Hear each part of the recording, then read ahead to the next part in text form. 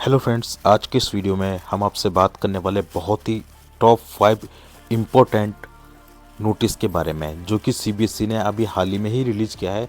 जो बातें पता होनी चाहिए, काफ़ी ज़्यादा इम्पोर्टेंट बातें हैं, चाहे क्लास 10th में हो चाहे 12th हो, मतलब कि बोर्ड एग्ज़ाम्स के लिए हैं बातें।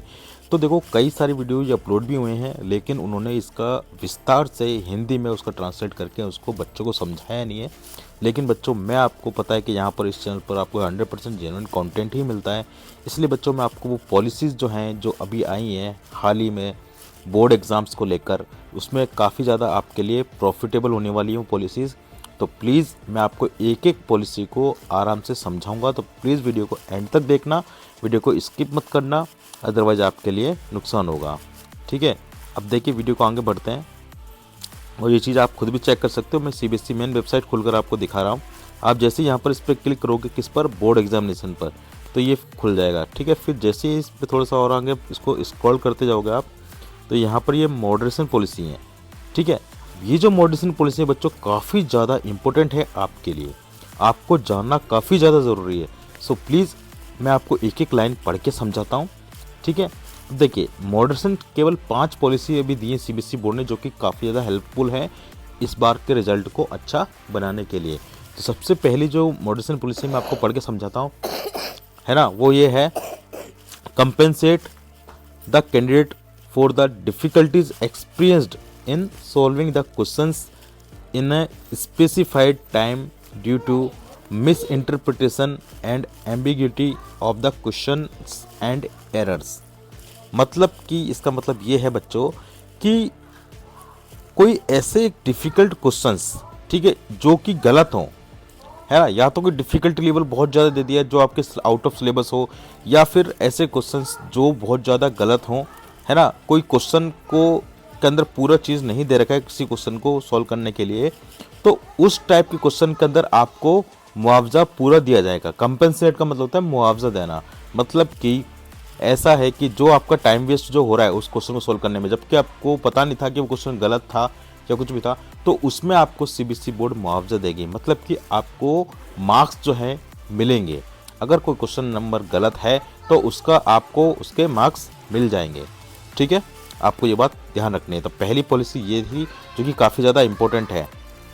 अब देखिए, दूसरी मैं आपको पढ़ के सुनाता हूँ, compensate the vagaries and to bring uniformity in the evolution process. मतलब कि अगर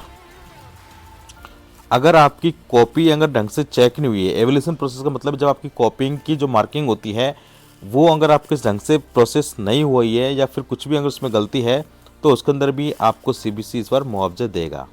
ठीक है, इसके अंदर आपको जो भी जो मार्क्स होता है या फिर जो भी चीज़ होंगी, वो सीबीएसई खुद आपको उसको मॉडरेशन पॉलिसी में करके उसको दे देगा। अगर आपके कोई मार्क्स के अंदर कोई भी गलती होती है, अगर कॉपी चेक होने के अंदर, यूनिफॉर्मिटी आपको रखनी है।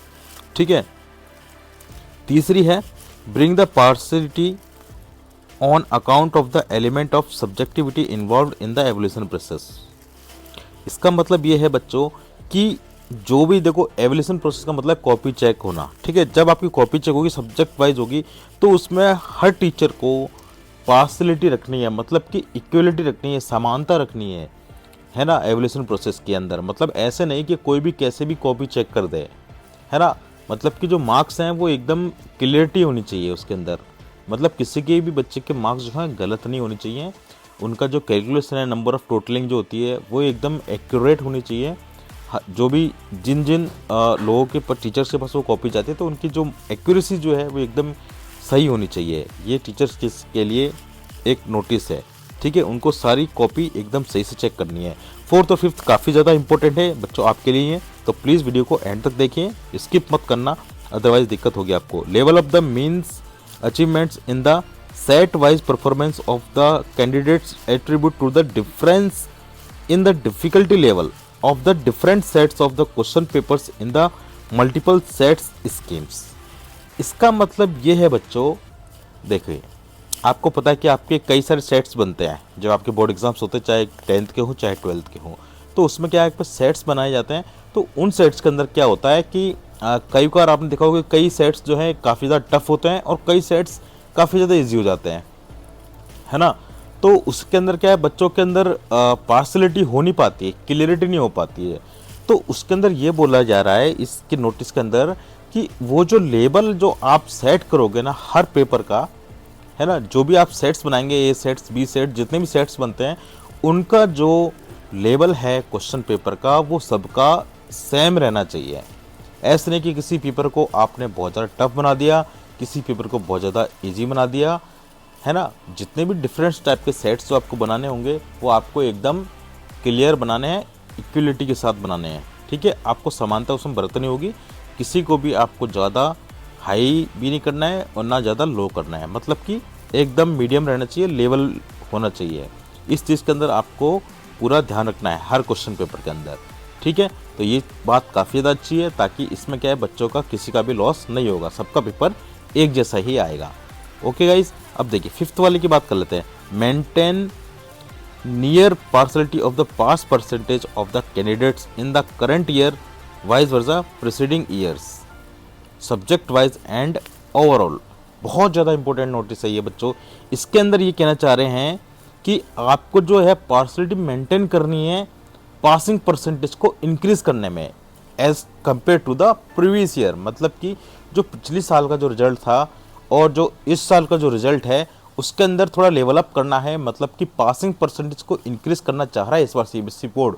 तो इस बार अगर आपको अच्छे से तैयारी आपने कर ली तो इस बार आपका परसेंटेज काफ़ी ज़्यादा अच्छा बनने वाला है, ठीक है। इसका कहना मतलब यही है कि आपको क्या करना है, पूरी कॉपी को एकदम ढंग से चेक करना है ना, और आपको पार्सलिटी मेंटेन करनी है आपको प्रीवियस ईयर के रिजल्ट से अभी की रिजल्ट में, है ना। मतलब कि आपको पासिंग पर ज़्यादा है। अगर कोई बच्चा थोड़ा सा भी अगर लिख रहा है ना तो उसको पास कर दीजिए, इसका मतलब ये है ना।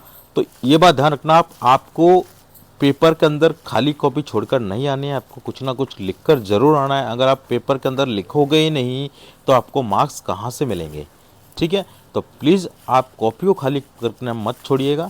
दूसरी बात मैं आपको इंपॉर्टेंट और बताता हूँ बच्चों, उसके अंदर आपके जो ग्रेस वाइज सिस्टम है वो भी आपको दिया जाएगा। मतलब कि आपको बोर्ड के एग्जाम्स के अंदर ग्रेस मिलेगी। और ग्रेस बच्चों आपको पता है कब मिलती है, ग्रेस जब मिलती है जब आप सारे सब्जेक्ट में पास हो रहे हो लेकिन एक सब्जेक्ट में फेल हो रहे हो, ठीक है।